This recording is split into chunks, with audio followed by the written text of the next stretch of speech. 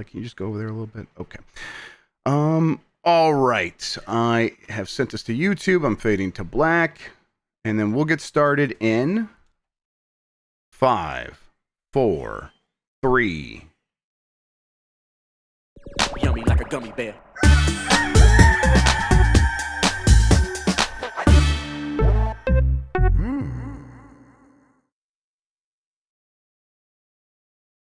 It's the internet. You're busy. Let's do this for October 25th, 2024. For the next hour or so, let me help you sort through the world of gaming on Game Mess Mornings Live with me, Jeff Grubb. Today, it is once again Dregs Day, so how about some stories about Xbox leadership changing their mind yet again? But first, please join me in welcoming today's co-host to Game Mess Mornings. It's Tamoor Hussain, everybody. Tam, how are you doing? I love it when people say one thing and then come back and say the other thing. Yeah, you could just say anything you want. No one can stop you. Words are fake. Just make things up. Just make them all just up. Say whatever. Oh, yeah. Well, it'll be Emperor's New Clothes situation. I'll assume I'm the dumb one. I'm like, okay, fair enough. You must know better. I would like to rep this merch from Super Eye Patch Wolf. Oh, yeah, look at that. Man, that's a good-looking shirt. It's good. Eye Patch Wolves. Yeah, all the eye patch wolves out there, go get your merch now. Yeah, looking good. Feeling good. We got through the week again, Tam. It's Friday. Just a few more things. We'll get to the weekend. I know you're looking forward to the Warriors game. I am looking forward to some of my teams playing this weekend. I'm going to veg out to that. I think we're also going to, there's a little early trick-or-treating I'm going to take the kids to as well. They got sick this week, and they missed out on one little fun Halloween thing. So this weekend, now that they're kind of feeling a little bit better, going to get them back out. I got a question. Yeah. Obviously, I'm not super familiar with them. Can adults go trick-or-treat in this country? If I showed up at someone's door, was like trick-or-treat on my Jack Jones, they'd be like, uh-oh. They would silently fume, I think. They wouldn't, I don't think they would say no to you taking candy, because they might assume that you are a special boy, and you deserve it. But I think they realize that now this is an adult man just coming to my house to take candy that would otherwise belong to children. They would be like, all right, whatever, just take it. And then they would complain to their spouse the rest of the night about that weird man. What about the reverse? What if I created a adult-only trick-or-treat gift giver? So, like, if any kids came to me, I would be, this is adults only, please. So the move there is, you got to do what happens on my street sometimes is, you go to the house, and the kids go up to the bucket and get the candy, and then the adults are sitting there by like an outdoor fire pit or something, or not, like a little portable fire pit thing, and they got their beach chairs, and then they got a bucket full of like little things of liquor, or they'll have nice little like shots of like hot cider or something like that, and they'll give that to the adults. So it's kind of a one for you, one for them sort of thing. Oh, okay. It's nice. I'm gonna sound stupid for a second. Is cider alcohol only? Not always. No. Okay. Yes, there is. There are hard cider for that reason. Okay, there's hard cider and limp cider. Yes, there is. Flaccid cider is delicious. Absolutely. I love apple cider, and hot apple cider in like when it first starts getting cold in the fall. That is a good time to get some of that. So yeah, it's very much I think a Midwest thing. Maybe I want to claim that. I think because we have like a lot of apple orchards here, so apple cider and hot cider in the fall is a good time. Yes, I've had apple cider donuts, Sambo Nice. I love those as well. Get that with the cider. That's a good time. Trader Joe's has apple cider donuts currently. Yeah. Go try those. Those are great. Yes. I will not be trying those. No, that's good stuff. Oh, what are you, Mike Minotti? No, I'm trying to be good. Oh, you're being a good boy. Okay, I'm being a good boy. I've been working out twice a day. Twice a day. I mean, I saw you post the reel of you playing basketball. I'm like, oh, that's a good idea. That's a good idea for exercise. God, I should get out there and do that. I do a workout in the mornings when I can, and then I will always go and shoot hoops for like an hour, which is like 600 calories. That's just good exercise. Absolutely. Just going outside, moving around. Like, that's going to get a lot of that in there for you. Yeah. All right, let's explain what we do here most weekdays. I, Jeff Grubb, will help piece your gaming life back together. That includes breaking news and maybe even some of our own original reporting. For all these topics, I'll get the input of a bona fide expert who will make me look smart. If you are watching live on Twitch, welcome. You can always listen to the show later on podcast feeds by searching for Game Mess Mornings, or find the RSS on giantbomb.com. You can also catch the show later with chapters and timestamps on YouTube. Hello, YouTube. All right. Hi. We have a lot to get into, so let's start the morning mess with, it's a rumor, but Microsoft apparently is slowing down work on PlayStation 5 software after fierce Indiana Jones criticism. This is from Indiana Joe Jones Smacky. is criticizing Microsoft? Or do you think like the people are complaining about Indiana Jones stealing things from cultures again, and like Microsoft's like, okay, we got to do something about this guy. This is our guy now. We gotta Right, we bring him gotta in. make sure at the end of this game, exclusive to Xbox, he gets cancelled. Yeah. Jonas Mackey over Game Reactor says it's not very easy to understand Microsoft's strategy for Xbox right now. The company has put itself in a position where every game release will have people with other formats wondering if they need to bother getting it for Xbox or if it will be multi-format. According to several reports, there are also plenty of people at Microsoft who don't understand the strategy either, but apparently the management still seems to have heard the criticisms from fans. At least that's what the rather credible insider Ecstasis claims, stating No, that it's not credible. we always get the fun No. insider names when Tam's on. No. I'm always like, even here if we you're, go.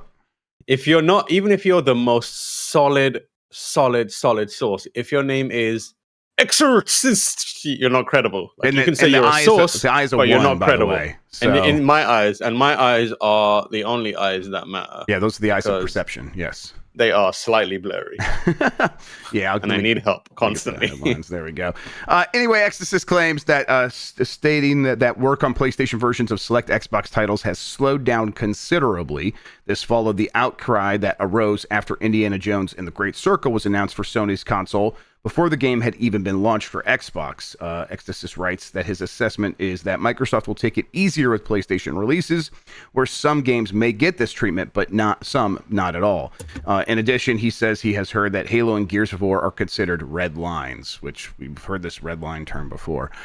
I think the issue continues to be that there is a lack of vision, and where there is vision inside of Microsoft, there is people above the visionaries saying, hey, but wouldn't we make more money if we put it on PlayStation? And so the argument goes back and forth. And when things are looking a little bit grimmer, I think the people who are like, Satya Nadellas of the world kind of get their way a little bit more. And then when things maybe are looking better, or there is backlash for something like Indiana Jones, they bring that back to Satya Nadella and say, well, look, everyone's mad. Maybe we need to focus on our stuff first.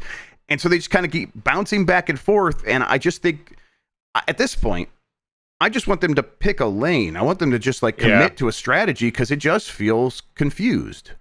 I am really confused. Like, I know people are going to see this, like, try and interpret this in the most console war-y way possible. Right.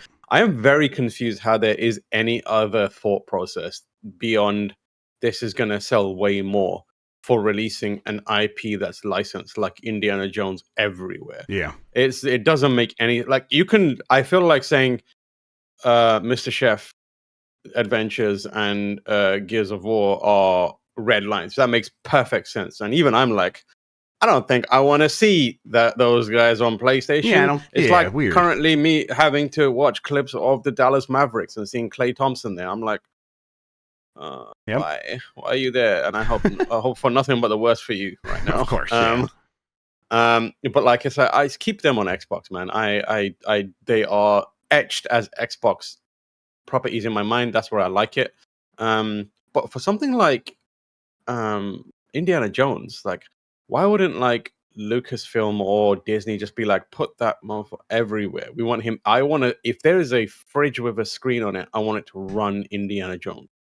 Like, we need that money. So it's very strange, and it kind of reminds me of what Ubisoft has been doing recently, or what Ubisoft did with Prince of Persia. I know you spoke to Lucy about this, where it was like, hey, we've got this really awesome new game. You play only on PC, everyone. And everyone's like, what the fuck? What the hell? All right, we just won't play it. And then it comes out, and then later on they're like, this game was a failure, everyone. Yeah. And it's like, oh, I wonder why. And it feels like they're doing that. Like, I don't think that Indiana Jones is going to be a failure by any measure. But no. And Indiana Jones sounds like they've committed to that. That's coming to PlayStation 6 months later. Yeah. So it's like, I guess, but like, following that up, it's going to be different. I mean, Yeah, don't know. maybe like I think I might be over the. What else do they have license wise, really? Yeah. Which is not really much. But like, I'm not too fussed about them saying like, oh, we're gonna slow down on PlayStation production, mainly because Yeah. like they don't really have much. Like, is it what's the because PlayStation has MLB the Show Right. on what does Minecraft? Minecraft is the thing now. Minecraft's on My everything. Yeah. I mean, Xbox then once has you that. start factoring the Activision stuff, yeah, it gets a lot more. Yeah, Of and course. Call of Duty and that kind of stuff. And I'm just like, okay, cool. Just like you said, just create a clear strategy that that people can understand or at least have some insight into the near to recent future of what the plan is going to be. I feel like every day someone's like, we have decided that we've heard that they're deciding to do something else, and it just creates this lack of trust in leadership, which I Yeah. think is a big problem right now, even if it's just optically. Right now, I think the lack of clear direction as it's understood by the consumers paying attention to the Xbox is one of the biggest issues it has. Yeah. You might not like some of what PlayStation is doing, but you know exactly what you can expect from them. They're about to put out a new console. They're going to work on big budget single player games. They're going to try and do some games as service titles. They probably will be pretty hit and miss, mostly miss. But that fundamental strategy of big single player games is going to be, it's locked in. It's there. I am not 100% certain that Gears of War is still not going to show up on PlayStation because their messaging and their consistency is so shoddy that next week another insider named Super Cramp 2022 or something like that. He's super reliable.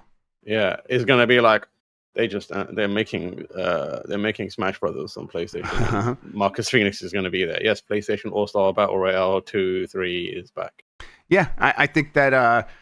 Listen, yeah, I'm fine with whatever they decide. If they want to put games on PlayStation, they want to keep more of their stuff exclusive. It doesn't really bother me one way or the other. I have all these systems. I will continue to be getting all these systems. So that's just where I'm at. I think it's great if they. I mean, for them, they have the successes of Sea of Thieves being a huge hit on PlayStation. A ton of people bought that game on that platform to play it on there, and I gotta imagine it would be hard for them to say, okay, well, less of that, because they have made big purchases. They do have to make money. That's the thing Phil Spencer in all these interviews has said is we need to be we need to be in the black. Everything needs to be making money to make all this make sense. I don't have the benefit of not making money, and so it's like, okay, well, this seems like a pretty easy way to make money, but your fans got a little upset. So are you pulling back or going forward? It comes back to, I don't think they know internally. I think there is a huge disagreement internally between factions of some people who think this is a good idea and some people think it's good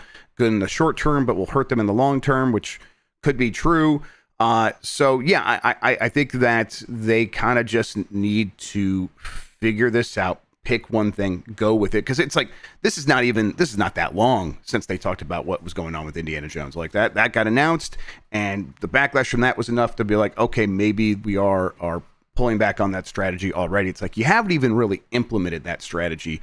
So what that tells me, or what I think that says, is the people that are actually doing the work at Xbox that maybe still have some decision-making power never fully believed in that, or were maybe on the other side of the argument. And so here we are, kind of, when they see an opportunity to pull back on it, that they are.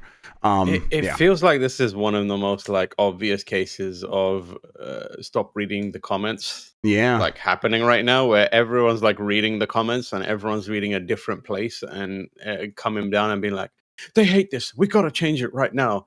I remember when, when they were like, a few years ago, where they were like, this is our plan. We're committing to it.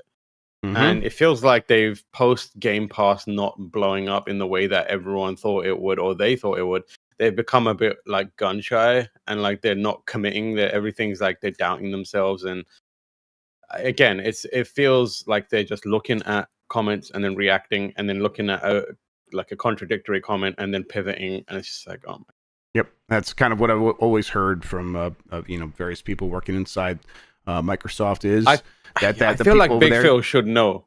that the comments are largely stupid. Yeah. Just move on. And You've been on the internet. And then they just they don't have like that strong leadership like in various positions across the board where they can ignore that. They very much work backwards from that a lot of times, and it's obvious, and I don't think it's the way to run that company. But yeah, this mostly seems to do with this rumor and the backlash here with putting Xbox games on PlayStation. Meanwhile, Microsoft CEO Satya Nadella says the company will continue bringing games to Nintendo consoles.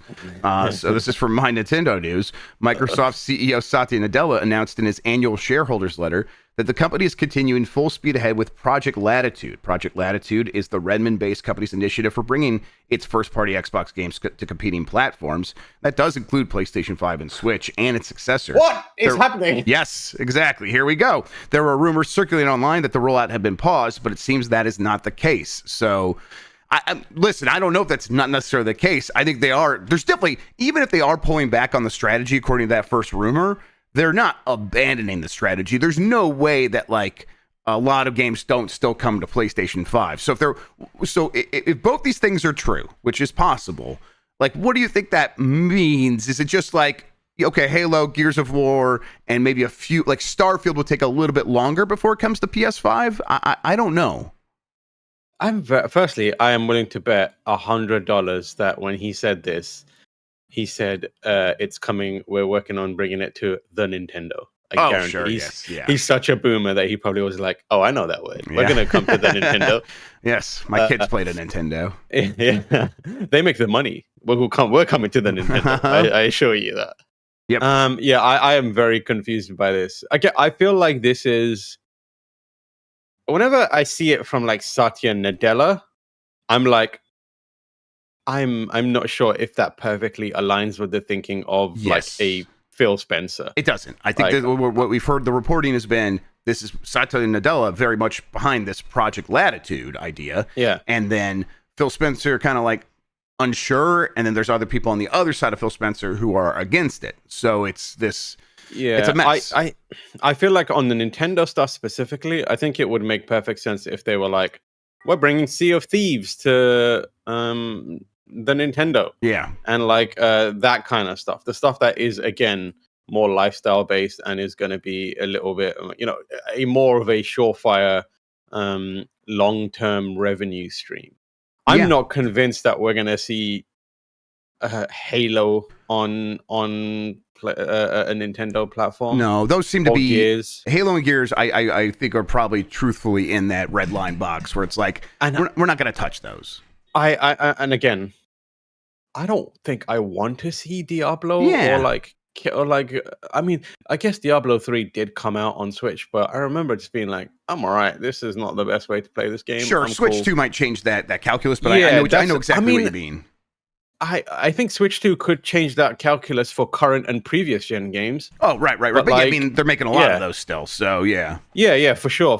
But like, I don't know. I really find it annoying when like the generations move one step forward and Nintendo's like, great news, we're bringing Diablo 3 to the Switch. I'm like, bitch, that was a generation ago. What are you talking about? Yeah, but that couch co-op was pretty good though. So it is pretty good. I think you're right about Halo and Gears of War specifically being in that red line box. And then I think when Satya Nadella comes out and talks about, hey, games are still coming to PlayStation 5 and Nintendo Switch, I think the bulk of that is these games from like Activision and other sort of like acquired studios where it's like very easy to put those on there without having the backlash. Now I know Indiana Jones is a Bethesda thing, but that was like because the rumor was they did all this work to get it exclusive, and then after doing that, apparently giving Disney more money so they could get it exclusive to Xbox, they backtracked on that, and like in 6 months later, it's coming to PlayStation 5.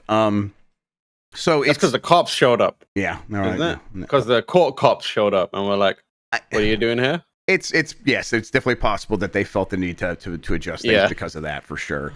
But yeah, I don't know, man.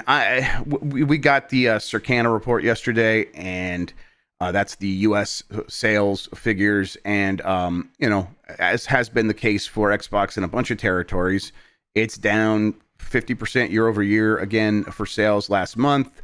That was true in Europe. It's been true for both these territories over and over the last several months. People aren't buying Xbox hardware really, and I don't think that's going to necessarily change all that much. Like it didn't change with Starfield. Indiana Jones is coming, but people are already looking ahead, be like, well, I'll just play that on PlayStation 5 in 6 months. That's going to be convenient for me. I'll save a bunch of money instead of buying a new console. So the Xbox hardware situation is not going to change. So if you are this company and you are looking to change something so that you can increase revenue, kind of the only lever left to pull is more games on PlayStation and Nintendo Switch, it feels like. And also a green Xbox Series S. Oh, I would buy that. I have done my part. I have purchased both Xbox consoles to make sure that I'm feeding back into the gaming economy. Sure. Why wasn't there a green one, huh? What the hell's going on? When here? are we gonna get funfetti colors again? Yeah, when are we getting good colors for the Series S? Yeah, that'd be cool. Get on it, Satya Nadella. Just slap some paint on that bad boy. I want to see it. Yeah. All right, let's keep going here. EA Sports College Football 25 is the best-selling American football game ever by U.S. dollar sales. This is from Chris Scullion at VGC. EA Sports College Football 25 is reportedly the best-selling football game of all time in the United States in terms of revenue. According to Circana, formerly the NPD Group, video game industry analyst Matt Piscatella, the game has now overtaken all other football games in history in terms of U.S. dollar sales. The record was previously held by Madden NFL 07, Piscatella wrote on Bluesky. He also pointed out that the game is now the overall number 2 best-selling sports game in U.S. history in terms of U.S. dollar sales, bettered only by NBA 2K21. The NBA 2K series dominates in the top 10 best-selling sports game in the United States, with 6 games featured in the list. Yeah. How much? Are those kids getting rich off this or no? No. Some of them are. A couple of them are the really famous ones. And then the rest of them aren't. The rest got like $600 in a free copy of the game. That sucks. I'm very much against this. Yeah, it's those kids are on a CTE pipeline. Give them some money. Yeah, I do wonder how much more money do pro athletes get for their appearing in a video game? I mean, can it be that much more? Well, I guess it could be because there's fewer of them, right?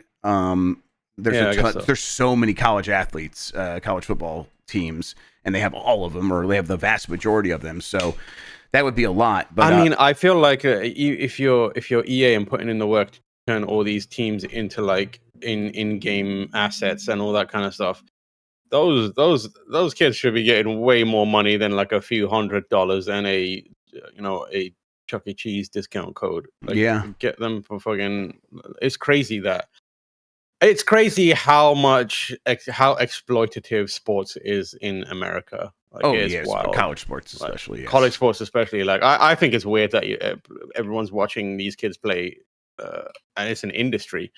And even Little League being on TV is crazy to me. But if you're also scamming these kids at the same time, what the hell? How aren't their parents being up in arms, being you're putting my kid in this game? Well, it's the most successful game of all time that has a egg-shaped ball in it. Yeah, the scam the whole time has been, well, they get a free college education. That's so expensive that a lot of parents are like, all right, I guess. The things are changing. The name, image, and likeness rules now do enable these kids to get paid, and many of them are turning that into sponsorships of various kinds. And maybe the argument could be they're building on that because they're in the college football game. But I think their pay should be commensurate with whatever the pros get for being in those games. So I bet that's not that much more, but they should at least get that much. For those, I think I would implement a tier system where it's It can't be $600 or $700. It's got to be significantly more than that.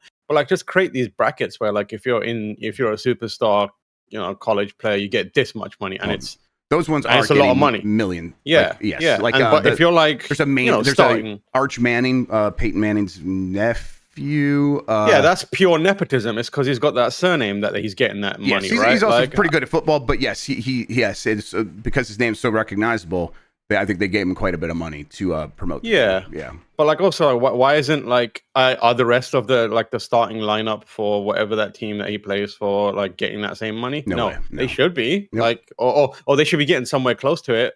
Like, and then like it should be the bottom. I feel like there needs to be work done to make sure that the bottom, the lowest amount you get is still quite significant. Yep. Yeah. I mean, Relative to how much money EA is making off them, that's insane to me. Yes, there's definitely clearly they could have been paid more for the number 2 best-selling sports video game. Not like, yes, it's the number 1 best-selling football game so far, but it's number 2 best-selling sports game of any kind in the United States, and it's not even a full year old. Like that NBA 2K21 game had a lot. It's had a lot of time to outsell that. So yeah, it should get there eventually. Is there like a college sports union? There's talks of maybe making one, but not for the athletes. It seems like they're kind of like working in that direction. But there's 10,000 of them in the game, and so that does like make it so it's like EA can be like, oh, there's so many of you. If you don't say yes, the next kid will. So take the 600 or say no. I think that's the leverage they're using. But I think when I heard the $600 figure, I was like, man, that seems really low. I also like, I know people, I just briefly glanced at the chat and everyone's going like, they're going to school. That is the bare minimum. Yeah. Like, it is crazy to me that people are saying they played sports, they're doing all this stuff, they're getting to go to school for free. No, they're making that school so much money. Literally go to any other country or like, and you can go to school for free or for very, very discounted. Don't fucking treat like the bare minimum as an amazing thing that you've been given. Like, these kids are putting their bodies on the line and making crazy amounts of cash for other people. Just going to school, getting access to school is a abysmal trade-off for it. It like, is stupid. It is. Things are continue to trend in the direction of these students getting more. So it hopefully just kind of keeps going in that direction. And I don't know. I think the end result is some kind of revenue sharing with the students. I think so. Like, these programs make so much money. If the old fart that stands on the sideline and is like, you run the other way instead, do this play, is getting paid as much as I assume they're getting paid, the dudes that are doing the running should get paid way more. Yeah. I mean, what do you think a college football coach makes? You want to just throw it out there, guess. Yearly? Yeah. Like $500K? Oh, no. The top ones are like 5-6 million these times now. Yeah. Oh my God. They are often. Oh my God. They are almost always the highest paid publicly employed person in their state, the college football coach. So, because like the college, if the college is a public school, so like if I was one of those players, I would be fucking tackling the coach every morning. Yeah. Like, I would start by tackling him and be like, that's just a reminder that you get paid $5 million, I get 600. Yeah, like 40 out of the 50 states, the highest paid public employee is a college football coach. So I think that if you're getting paid that much, you should have to like be at the mercy of the defensive line once per week. Like, you have to take a tackle from them, just so you're aware of what it's like. I'm watching the that is insane, man. I'm watching American Sports Story, the FX show about Aaron Hernandez right now, and it's like there's a college football coach. Is he the one that got like CTE? And he had CTE since like high school, and he shot multiple people and didn't get away. Didn't he give his? He was like, study my brain, please. It's messed up. Yeah, they donated his brain to science, and they're like, yeah, this thing is full of holes. This is insane. So yeah, and you just see like, Urban Meyer, the college coach at Florida, going to making these promises and like, I'm going to turn you into a man. This is before the kids got paid anything. It was against the law. It was against the rules for them to like, get a good car from someone who was like, hey, I'll lend you my car if you go to this school. Like, they couldn't do that sort of thing. It was like really, really strict. And what he got in exchange was holes in his brain. It's just crazy that like even without like that much money, that these college football coaches are capable of so much. Did you see that story about that other college football coach who he's a Green Lantern now? That's crazy. What? That's mad. He became an actual superhero. Good for him. But college football coaches clearly are capable of way too much these days. Yes. All right. So let's see. Sticking with EA Sports, EA Sports and Adobe joined to transform. I love how Grubb was just like, I have no idea what you're talking about. I have no idea what you're talking about. I'm gonna let. I'm pretty sure you had a stroke there. I'm not gonna try to figure it out. EA Sports. The guy who's the coach in Friday Night Lights got cast as Green Kyle Lantern. Chandler joke. Okay. Yeah. That was a high school football coach. I personally That's why he really threw me love off. it. He was I coaching really high school. I really love explaining my jokes. Yes, I can tell, but I like it. Yeah, all right, I get it, man. I you know what? I just like thinking about Kyle Chandler, so I'm glad you explained it. EA Sports and Adobe joined to transform Team Builder in College Football 25. This is from Dean Takahashi at GamesBeat. Basically, EA Sports and Adobe have teamed up to transform the Team Builder mode. EA's new football game has been a hit relaunch for EA after many years of on hiatus. Adobe Express is it's a tool to like make stuff very easily. It uses AI. Will be used in the Team Builder mode of EA Sports College Football 25. The idea seems to be people want to like make their own teams. We're giving them tools, and some people do that. They sit down with the tools, and that's like MS Paint on your console, and you can make your own logos. What if you could write in a prompt and get something? And I'm like, all right, whatever. This one just this one doesn't bother me too much because it's like people not going, if they're not taking their stuff online to sell it, right? They're not like passing it off as like, I did this hard work. It is, I don't know, I'm playing a game and this tool is going to make it a little bit easier for me to get the eagle icon I want. It's still going to look like shit. It's going to be bad, but I hope it runs exactly like how all the other Adobe products run.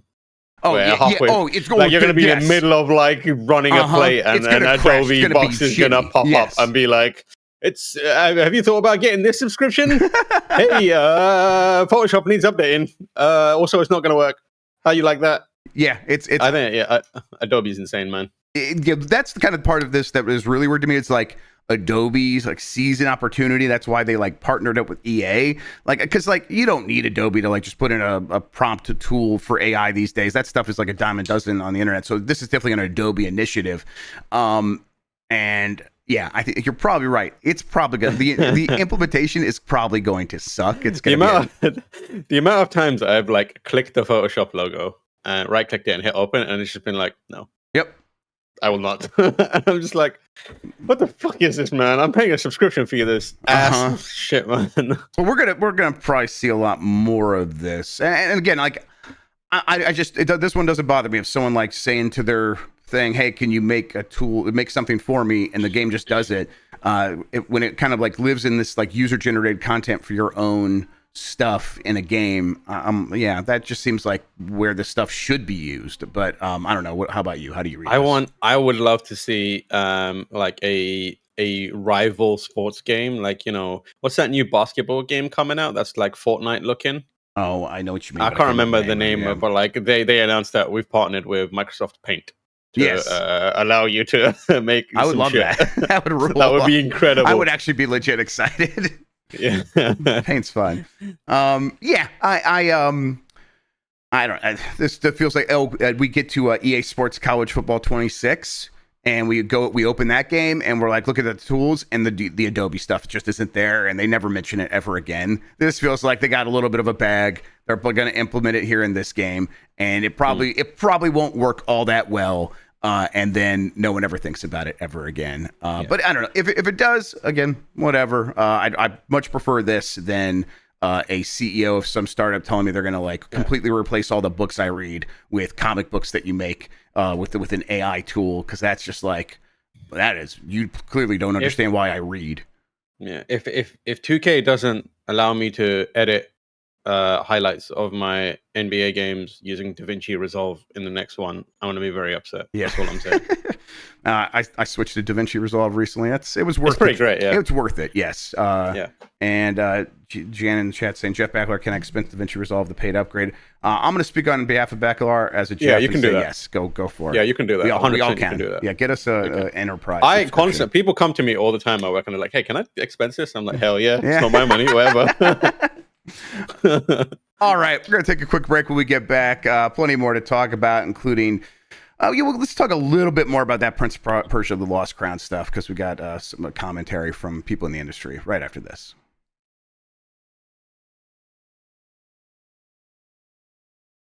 All right, we are back. Let's get into it. Baldur's Gate 3 executive says Ubisoft is to blame for Prince of Persia: The Lost Crown selling poorly. This is from Chris Scullion at VGC. The director of publishing at Baldur's Gate 3 studio, Larian, says Ubisoft management is to blame for Prince of Persia: The Lost Crown selling below expectations.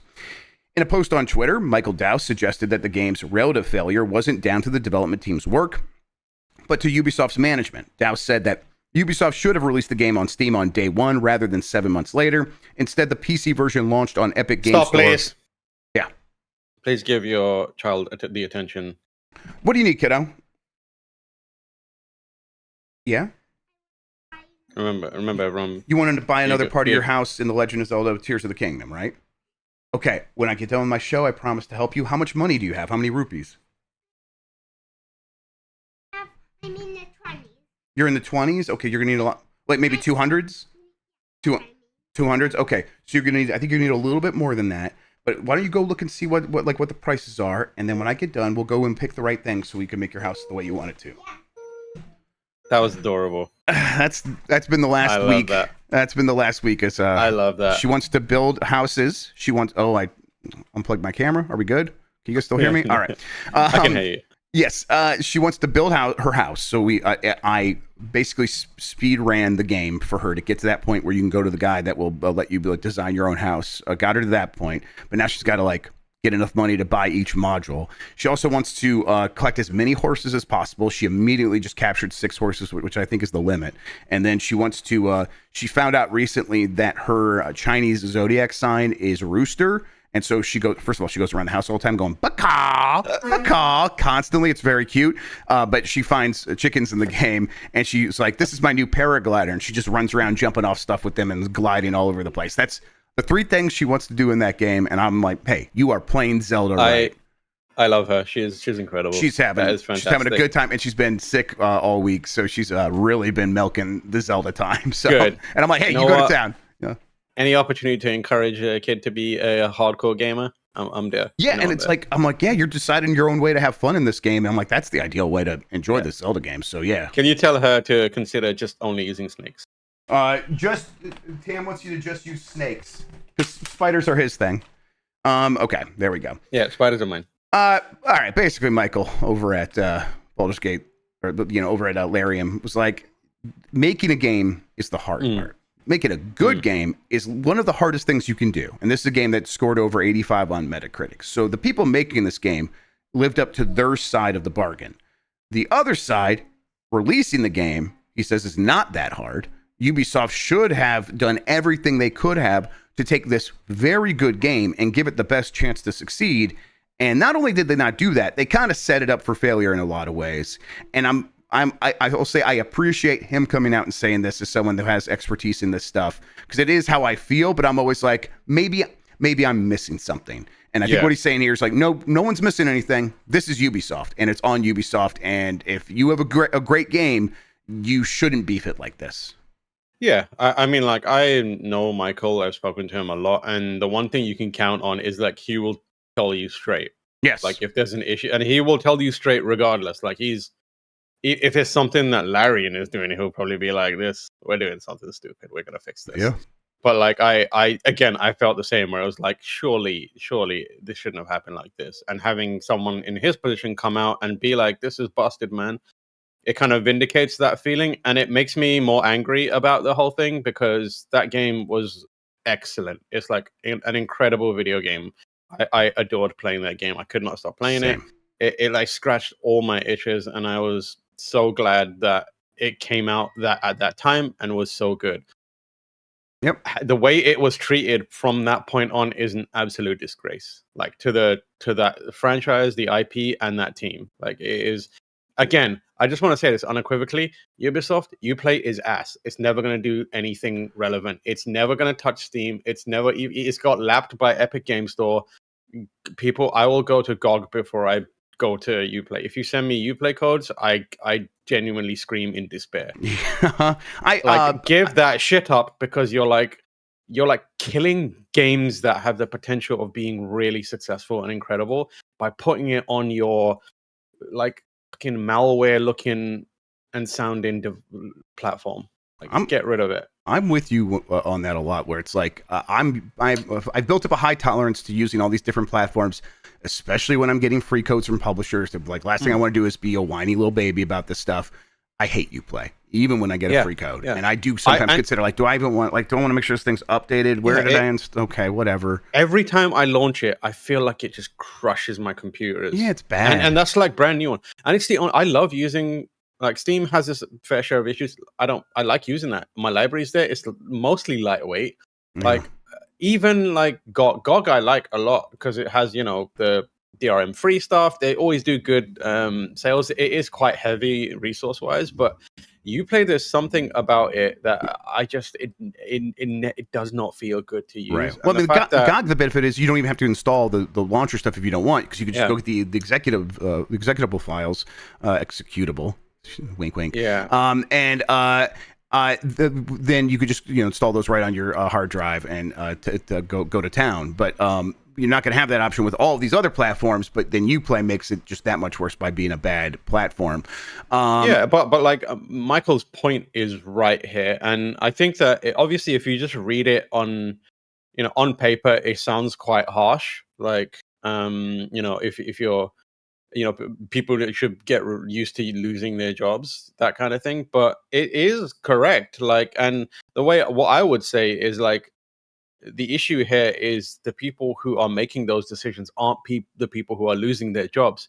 It's the people that are making the good games or the games. Yes. So again, it's that classic issue of, as Michael says, the people who are on the ground doing the hard work, blood, sweat, and tears to make the product are being punished for the poor strategy and thinking of people above them who are in the money-making game and have more money than sense as it is. Yep. Like, if you had told me, written down the plan for the release of this game on paper and given it to any rando in the game that's interested in video games, they would have said, this is a bad idea. Mm-hmm. This is you're not doing right by this game.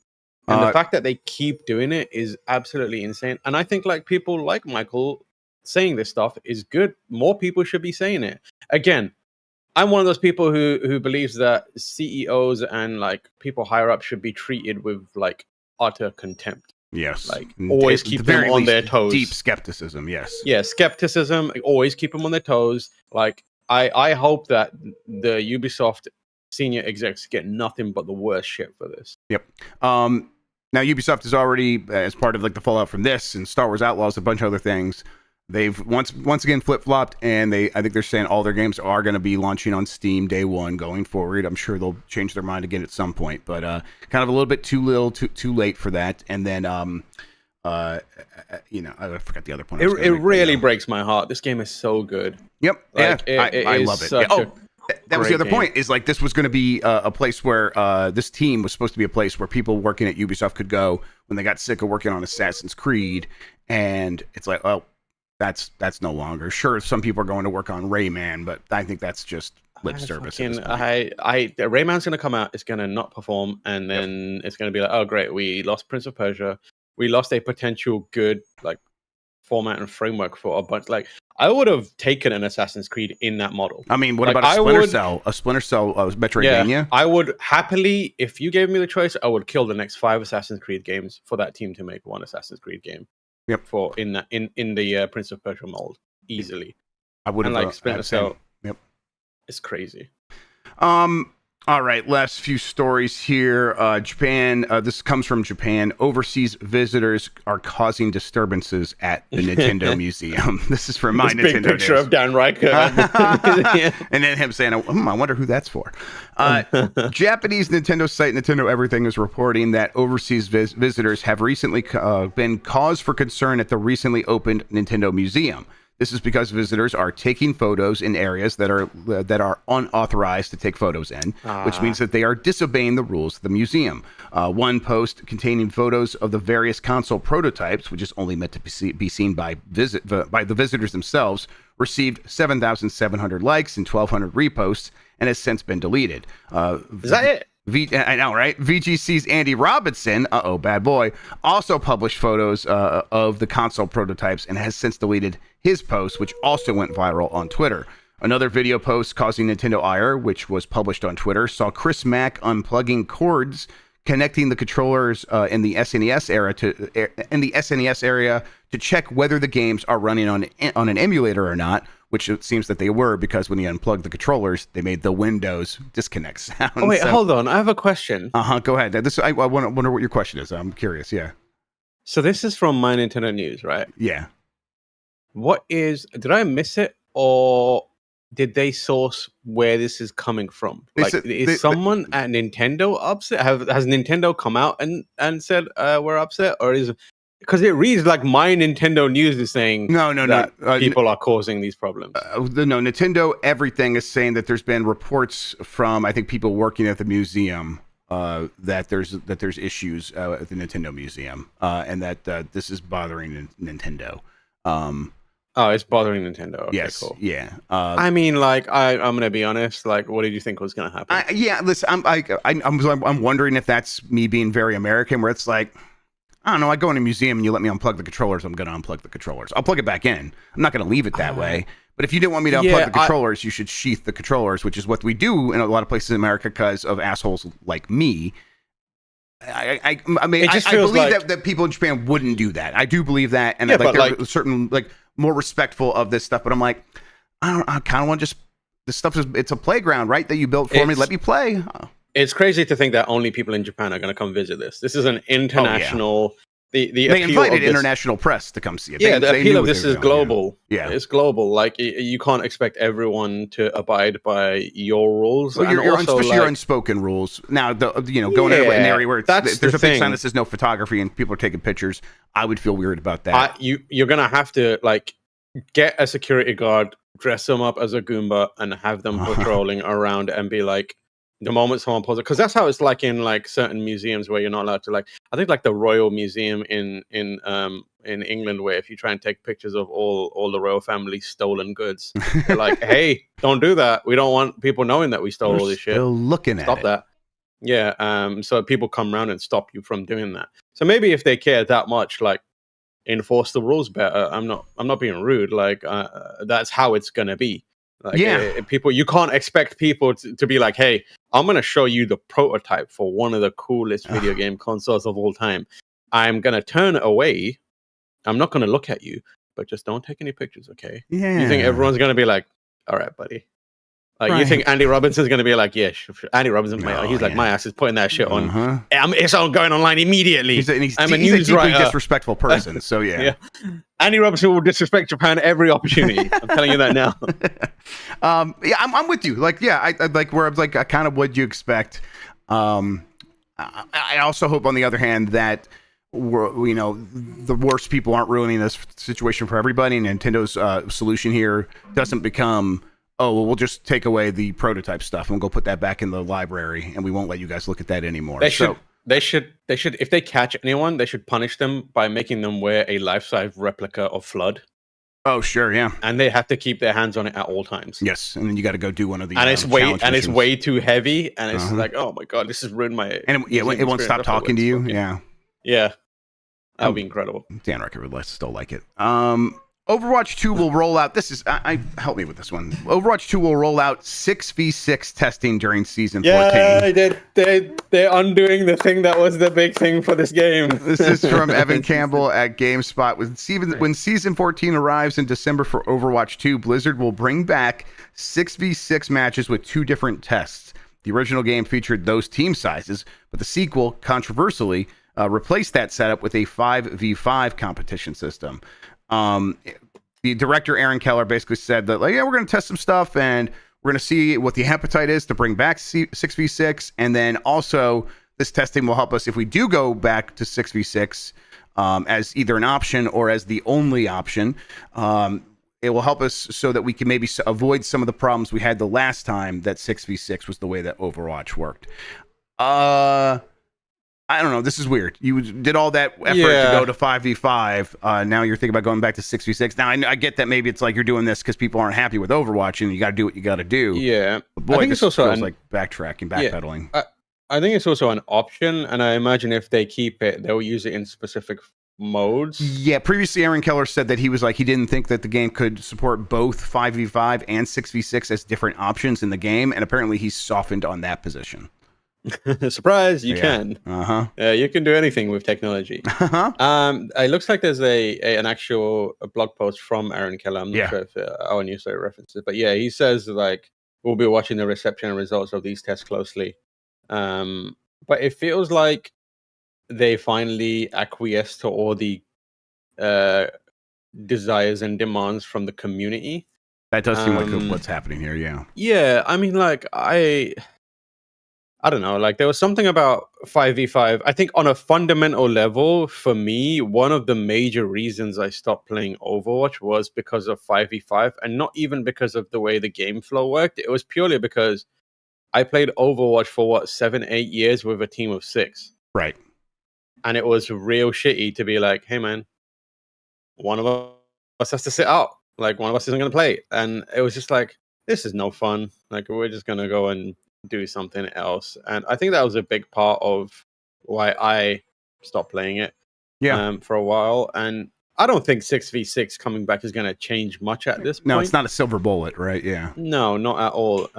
But like it will definitely change the way the game feels in a lot of ways. There's the metas have felt slightly off since the beginning of the game. I think there's a lot of issues like with off tanks and stuff like that. But I'm intrigued now more than I was before. I actually have been meaning to go back to Overwatch fairly soon just to make sure I brush up on where it is at this point ahead of like Game of the Year discussions and that kind of stuff.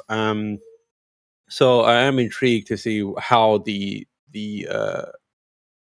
heroes that have been released since I last played it have impacted the current 5v5 game, and maybe I'll like that again, or maybe I'll like that when I try them out. But I am intrigued by them finally giving in and being like, hey, we can do 6v6 again.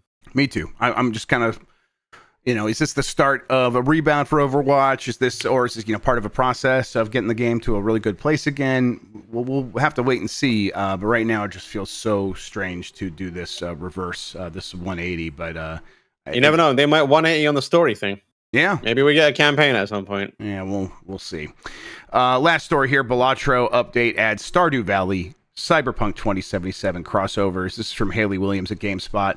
After the success of its first Friends of Jimbo collaboration pack in August, cult roguelike hit Balatro has just received a new free crossover pack, including content themed around Cyberpunk 2077, Stardew Valley, Slay the Spire, and The Binding of Isaac. These things are cosmetic skins. They're optional. They change the way the cards look, and it seems pretty neat. This is also something that happens very frequently with indie games. But is it out on mobile? The Friends of Jimbo pack or the game itself? Yeah, the update. I bet they do it simultaneously. The Balatro Friends of Jimbo 2 pack is available now as a free update on PC, mobile, and consoles. So, mobile. Yep, it's on everything. So get in there, get your free update, everybody. All right. That does it for the news. Done with the headlines. I got a poll question. Let's bring that up. Actually, let me refresh the page so we have the right poll question. All right. Which of these games do you think we'll be playing first? Everwild by Rare, Beyond Good and Evil 2, a new Rayman. None of these will ever come out. God, I guess I'll go with Beyond Good and Evil 2. That seems insane. No, I think it's going to be... I think it's Everwild. Yeah, I guess I kind of think it's Everwild too now, based on him saying that he was playing it. Phil Spencer just said he played Everwild. Everybody this past and week. also like rare published games. They finish projects and publish games. Yeah. Beyond Good and Evil 2 is a myth. I'm glad that Fuzzy has been put in charge of it. He's a smart dude. Yeah. And I now have a little more belief in it one day materializing. Rayman. I don't know. Like, I wouldn't be surprised if Ubisoft fucking puts that Rayman team on something else next week. So and then now they were like for 10 years, they're like, yeah, Rayman game's coming, whatever. It could be the new Beyond Good and Evil 2. All right. So the results were 6% said Beyond Good and Evil 2, 22% said Everwild, 27% said a new Rayman. 45% said none of these will ever come out. So many of you still very skeptical. All right, we'll have a new poll question here in a second. Before we get to that, though, Tam, why don't you tell people what you got going on the internet? What where I've they can got find is you. a giant Bloodborne guidebook that just came out. That is it's the that's complete hefty. edition. It is beefy. Look at this. It hurts You to can hold. kill a man. It is so chunky. I love it. That's what I have. Other than that, we are very, very excited to continue the Astrobot Invitational today at 10 a.m. PT. Yes, that's right, ladies and gentlemen. Your favorite baby game speedrunners are back. And we've even added a few new faces. We actually invited some people to the Invitational. We found some more stunted growth gamers. They're out there. That's I know right. it's hard to imagine. They But are they're out there. there. They have been playing this ice level that people aren't as much into as previously. I like it. I think it's a good change of pace. It is. Yeah. It's who just. who did I see crying about it? It was Jordan Midler. Jordan Midler was crying about it It's on a the whiny internet. babies. Oh man, Scotland, my Yeah. country was ravaged by the English. Blah blah blah. Get I over like it. Monster Energy drinks. Yeah. Yeah. So our good friend Jordan Midler is going to be there. I think Tom Caswell is going to be there. Yes, that's right. And maybe some more phrases. I Um, will be there to mercilessly mock them the entire time. I think Lucy James is going to drop in as well, and we're just going to hound them while they try and I set appreciate scores. that. gonna be fun. My current time is like 35.7 ish. Everybody, I'm like 105 in the world or something like that. We're talking about sex? Yeah. 35 seconds. Hell yeah, brother. Yep, 105 in the world. I'm getting up there. Let's go. Me and Sting doing his tantric stuff. He lasted quite a bit longer than 35 seconds, about 36, 37. All right, I'm beating you now, Dan. All right, let's see here. Yeah, Crow Sting. That's who I'm talking Oh, wait, about. hold on. I have a question. Please. Is Kayla going to be on it? I think we asked her, but she might be working. I don't know. We have to find out. Damn. Oh, she is going to be Damn. on it. She is. Oh, she's not started the level? Okay, well, that'd be fun to watch her Oh, immediately yeah. just destroy us. That's going to be great. Yeah, that's going to be good. 30 Sambo Nice is 35.524, 22 of the world. Come at me, bro. Yes, I'm working on it. I think I should be able to get up there because it's like I finally had a little bit of time this morning. I did like an hour and maybe 2 sessions of an hour yesterday and finally learned some stuff. And then this morning I got about another hour to play. And that's when I finally started to get my my time in there. So yeah, we'll make some improvements. It probably won't happen on stream. It'll probably just be an embarrassing mess on stream, but I'm looking forward to be ridiculed by you and your crew there, Tam. All right. Tam, I couldn't think of a poll question. You got anything? Is Kayla the number 1 gamer in the world? All right. Yes, no. Yes. Who I would vote yes. is the best gamer in the GB extended family? And then Kayla will just be the only response. Yes, Kayla. exactly. There we go. Yes. All right. Okay, Tam, I think that's going to do it for us. Thank you so much for hanging out with me today and talking about video games, man. I really appreciate Thank it. you for having me. I look forward to potentially being back next week. Yep. We'll do our best to make it happen. Hell yeah, brother. Thank you all for watching. Thank you all for listening. You are the best audience in gaming. Until next time, have a good one. Take care of yourself, and goodbye.